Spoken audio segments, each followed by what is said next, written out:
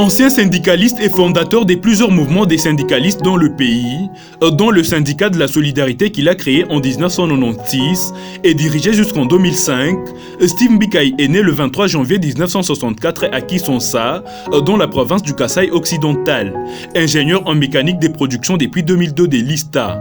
Auparavant, diplômé de l'École nationale des métiers spécialisés A2 en électronique. Steve Mbikai a su gravir les échelons de la vie en général et de la vie politique en République démocratique du Congo en quelques années seulement. Technicien des maintenances de 1988 à 1993 à SCPT, ex-Onatra, chef des services de maintenance de 1993 à 1998, sous-directeur des formations de 1998 à 2003, directeur des départements de 2006 à 2011. Ici à SCPT ex-Onatra, il créa en 1994 les syndicats des travailleurs du groupe Onatra Sinagon.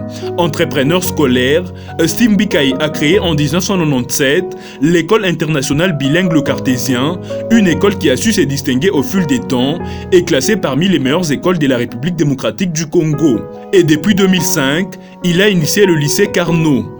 Dans sa carrière politique, Steve Mbikai a été député national sous la transition de 2003 à 2005, député national élu de la Tchangou dans la ville-province de Kinshasa en 2011 et réélu en 2018 dans la circonscription des Monts Amba.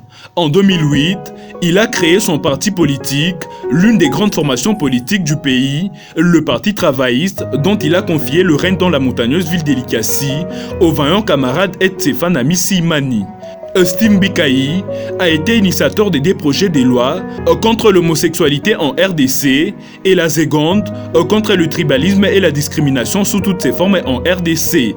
Steve Mbikai a été ministre de l'enseignement supérieur et universitaire du pays et durant son mandat, plusieurs innovations ont été enregistrées dont la diminution des frais académiques payés au taux de 920 jusqu'aujourd'hui et l'instauration d'une bourse appelée Bourse de solidarité. Et pris par le souci et la volonté de défendre les intérêts de la majorité silencieuse, l'homme sait prendre des risques et s'est sacrifié plusieurs fois pour les autres, ce qui lui a valu plusieurs emprisonnements et révocations, juste pour avoir défendu les faibles.